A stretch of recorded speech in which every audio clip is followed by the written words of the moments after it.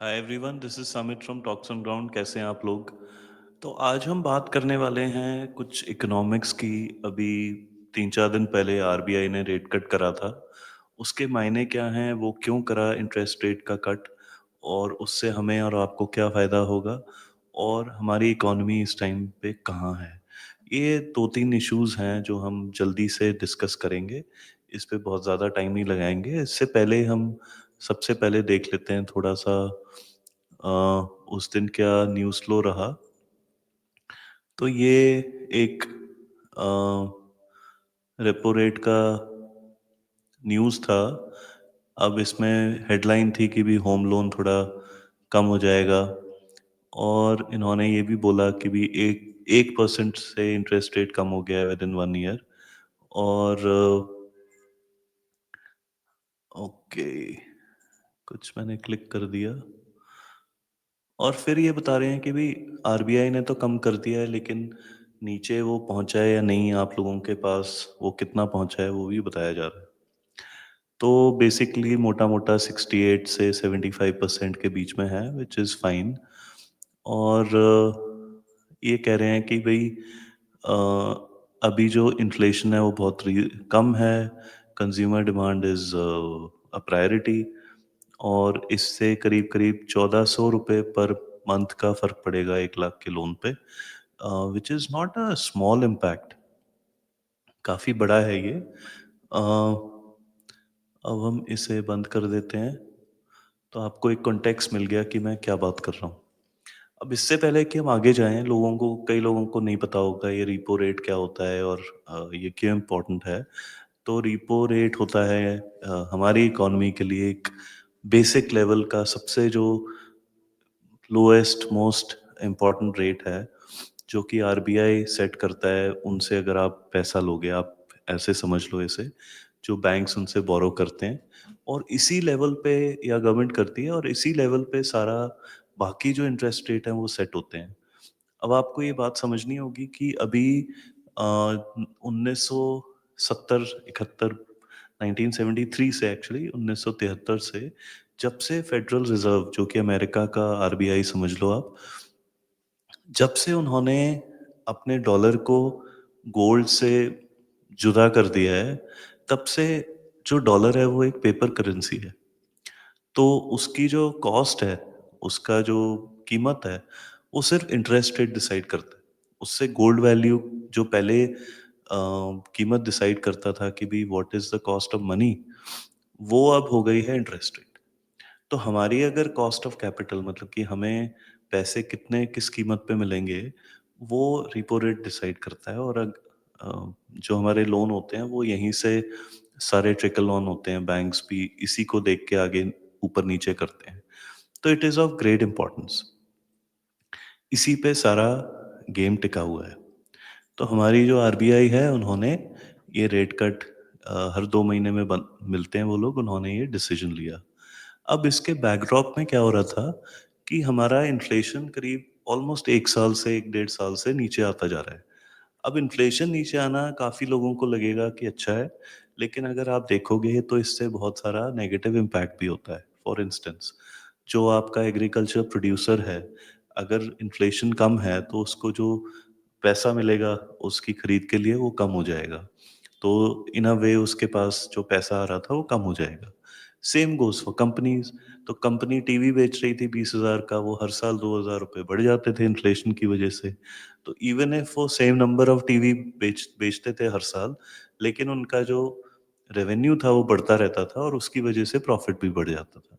लेकिन अगर इन्फ्लेशन कम है और वो 20,000 का टीवी सेट उन्हें नेक्स्ट ईयर 20,200 में बेचना पड़ेगा, तो वो 1,800 रुपए जो मिसिंग है, वो उनके पूरे कमर्शियल इकोनॉमिक्स को ख़त्म कर देगी। मतलब वो उनके लिए बड़ी तकलीफ हो जाएगी। और इसीलिए आप देखोगे कि जैसे ये अनाउंसमेंट आया,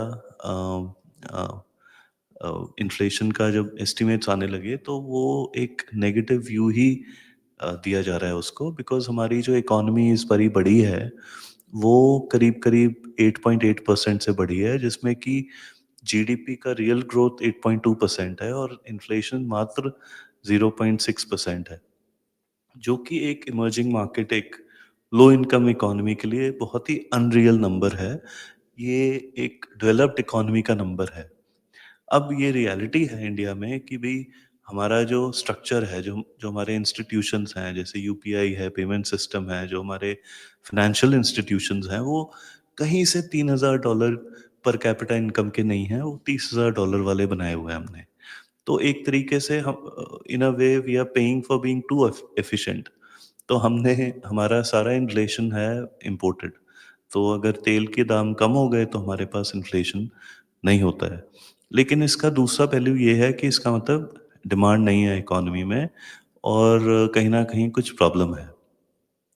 ये हमारी हिस्ट्री बता रही है कि हमारे क्या रेट्स हैं। आप देख सकते हो कि अभी जो रेट हमारे को मिलेंगे वो काफ़ी हद तक कम है कंपेयर टू प्रीवियस ईयर्स। अब दूसरी बात करते हैं हम और इसको देखिए आप एक बैंक के नज़रिए से। तो बैंक को पैसा अगर कम कीमत पे मिल रहा है वो तो अच्छी बात है, लेकिन उन्हें जो डिपॉज़िट रेट देना पड़ेगा, जब आप एफडी बनाते हो या अपने बैंक में सेविंग्स अकाउंट बनाते हो, अगर उन्हें वो कम नहीं कर सकते, लेकिन जो एफडी का इंटरेस्ट है या लोन का जो इंटरेस्ट है, वो उन्हें कम करना पड़ रहा है ज़बरदस्ती। तो उनका जो नेट इंटरेस्ट मार्जिन, जो उनका नेट प्रॉफ़िट है, वो कम हो जाएगा और इसके लिए बैंक्स के लिए ये थोड़ा-सा चैलेंजिंग पीरियड है। एक और चीज़ आप देख सकते हो कि ये रिटर्न्स जो हैं वो थोड़े से स्ट्रेस्ड हैं अभी, लेकिन बैंकिंग सेक्टर काफ़ी सॉलिड है हमारा। उसमें काफ़ी जो फ्रॉड होता था, जो लोन्स दे देते थे ऐसे ही ग्रीस करके, वो नहीं हो रहे हैं। लेकिन इसका ये मतलब नहीं है कि भई they are making too much of profit also. They are doing very well compared to earlier, but their interest margins are getting stressed because of this low interest regime. ये तो दिख ही नहीं रहा है। तो ये वीडियो का पर्पस ये है कि मैं आपको ये सजग करूं कि भाई जो आरबीआई ने इंटरेस्ट रेट कट कराया है वो कट करने के पीछे कारण क्या था कि इन्फ्लेशन कम हो रहा था, ग्रोथ बढ़ रही थी। लेकिन इन्फ्लेशन कम होना अच्छी बात नहीं है। रेट कट होएगा तो लोगों के पास पैसा आएगा तो वो खर्च करेंगे, तो डिमांड होएगी तो इन्फ्लेशन बढ़ेगा। तो इसका मतलब जो इंटरेस्ट रेट हमने कम करा है वो इन्फ्लेशन को इंक्रीज करने के लिए करा है। This is one of the unique points in history in Indian economy जब ये करना पड़ा है, क्योंकि नॉर्मली हमें ये देखने को मिलता है कि भी प्याज के दाम बढ़ गए तो गवर्नमेंट गिर जाती है। कल एक फेडरल रिजर्व की यूएस में एक मीटिंग है जिसमें वो डिसाइड करेंगे कि भी रेट कट करना है या नहीं करना है। अगर वो रेट कट करते हैं तो ये हमारे लिए बहुत अच्छा होगा। वो इसलिए अच्छा होगा बिकॉज दो चीज़ें एक साथ हो रही हैं। एक तो उन्होंने जो क्वांटिटेटिव टाइटनिंग कर रखी थी पिछले बहुत सालों से, वो ख़त्म कर रहे हैं वो। क्वांटिटेटिव टाइटनिंग का मतलब ये है, वो लिक्विडिटी मार्केट मतलब यूएस के सिस्टम से सक आउट कर रहे थे। उसकी वजह से क्या होता है कि जो फाइनेंशियल फ्लोज़ हैं, चाहे वो हमारे स्टॉक मार्केट में आ रहे हों या फिर हमारे बॉन्ड्स खरीद रहे हों या और तरीके से आ रहे हों, तो वो सारे कम हो जाते हैं। अब वो जो खरीद रहे थे वो बंद कर रहे हैं और हो सकता है थोड़ा-सा वो लिक्विडिटी बढ़ाएँ। अब ये काम इन्होंने करा था 2020 और 22 के बीच में, जब कोविड आ गया था सडनली।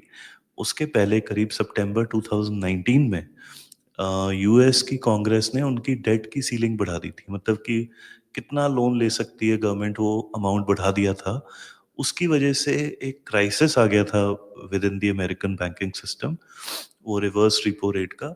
उसकी वजह से उन्होंने बहुत सारा पैसा मार्केट में डाला था, जिसकी वजह से बहुत सारे पूरे स्टॉक मार्केट्स पूरे दुनिया में आगे दौड़े थे। अब वो सिचुएशन फिर से हो सकती है। Just tomorrow we will come to know. और 10 तारीख को हमारे यूएस इंडिया ट्रेड डील का कुछ न्यूज़ आ सकता है। उनकी एक टीम इंडिया आ रही है। तो ये सारी चीज़ों पे एक नज़र हम बना के रखेंगे। ये सारे इंटरलिंक्ड हैं, बट इनको समझना थोड़ा-सा ट्रिकी हो जाता है। I am not saying I know everything, but जितना मुझे थोड़ा बहुत पता है वो मैं आपके साथ शेयर कर रहा हूँ। आप बताइए आपको ये वीडियो कैसा लगा? कोई आपके इनपुट्स हैं? Do you disagree with me, agree with me? I would really like you to subscribe to the channel and ये share करिए वीडियो, like करिए और चैनल को सब्सक्राइब करिए. Thank you for watching. This was Summit from Talks and Brown.